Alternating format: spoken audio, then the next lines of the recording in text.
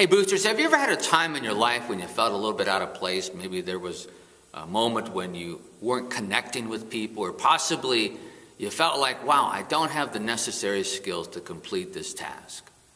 All of us may have had a time or two like that in life. Well, John Maxwell, in his book, Running with the Giants, puts Queen Esther in that category. He speaks about how from early on in life, she was dislocated from her country, from her culture, and from her family. And she was put in a very, very awkward moment in the king's palace. And yet her uncle Mordecai comes along and he challenges her about the fact that her very people were on the verge of losing their lives. And now that she is in the palace, he asks her to go and speak to the king on behalf of her people. But Esther is in a dilemma. What does she do? She knows that unless she is summoned, she cannot go into the king's presence. And so she calls Mordecai to ask her people to pray.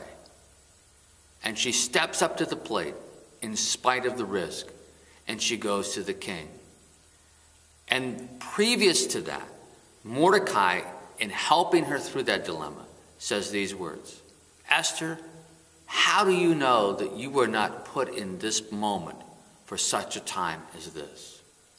All of a sudden, Esther's awkward place has a purpose.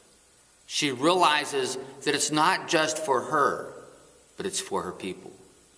And could it be that in your life, that place that seems so obscure for you actually may be a place that is not about you, but a place that God wants to use through you to touch the lives of other people? I challenge you today to think about your obscure place and how God wants to use you.